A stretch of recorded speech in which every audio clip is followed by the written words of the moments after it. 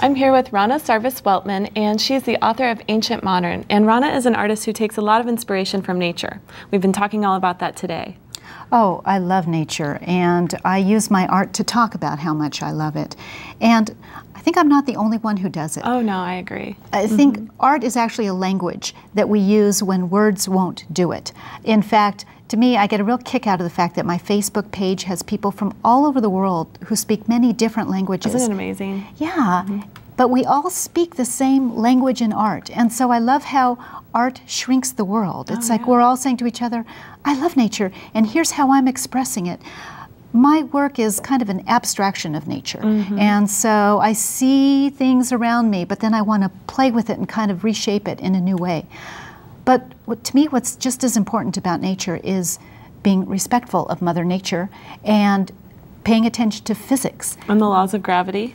Gravity, absolutely. When I'm designing a bracelet, for instance, don't you just hate it when you design something and then the focal goes to the bottom of your wrist? Right. And so I'm always mindful of gravity and making sure that the focal element on a bracelet really is light enough to stay on the top of the wrist, and the part at the bottom is heavier. And it's anchored somehow so that it's not spinning around. Absolutely. Or I'll make a cuff that kind of hugs the wrist, or string it on elastic, and so it hugs the wrist, stays put. And that's where you can bring the wire and the bracelet together like you did with the pods on the pod as the focal on top, and then you have your wire wrapping around the back of the cuff. Absolutely. So that's all holding everything in place. Absolutely. So it works, and same with necklaces. I make sure that the clasp stays at the back. And then I get to move on to the fun stuff of really looking at Mother Nature. Right, and I love this. Is this a squid?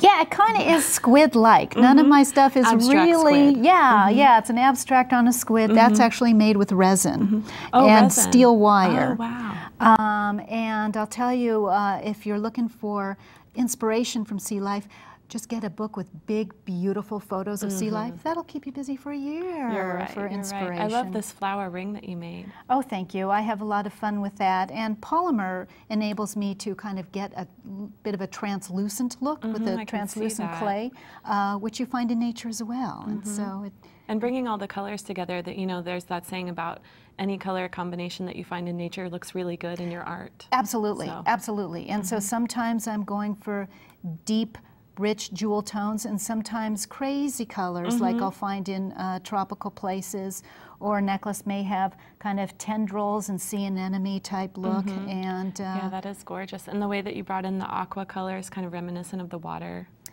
that's what it reminds me of too. And to me, it's just a celebration of that. And by sharing it, we all celebrate it together. That's true. We should look at those bracelets where you created the pods and the disc shapes. I Because have again, with something. the color and the texture.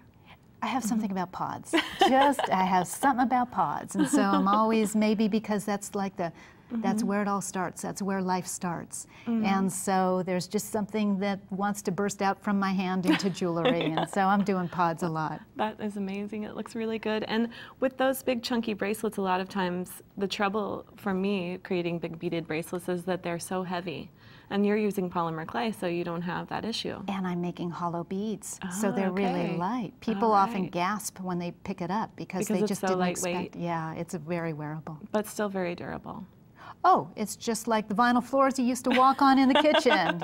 You can stamp on it, and you can still keep wearing it. Yeah, it looks like you created a lot of textures there too, with your different brass brush, your template texturing plates. I use probably hundreds of textures. I'm just always looking for something. And looking to the outdoors. Absolutely. And I love the way with this necklace you have, what is that, a zebra stripe effect going on? I'm crazy about zebra, just can't get away from it. So sometimes it's pretty obvious, and sometimes I'll make a zebra cane out of clay, but kind of abstract it a little, kind of pull at it, smush it a bit so it gets a little more abstracted. But there's something about black and white against color that really just you know, rings my bell. Yeah, I can tell. And this necklace is very similar to what we'll be making next time. Pod necklace. Yeah, love that. And about these rings, now here are two very different looks, but both inspired by things that you've seen outside? Oh, yes, yes. In fact, I think the wire, actually the wiring reminds me kind of an atom and a molecule kind of moving around. I think we just gravitate to those shapes. We just kind of respond to them. And same thing, it's that other language that words don't necessarily speak it, but we still respond to it and speaks to others. Yeah, and I liked what you said about responding to the nature as the language that we all hold. It's universal. It's universal. Art really shrinks the world. All right, well, thank you so much, Ronna.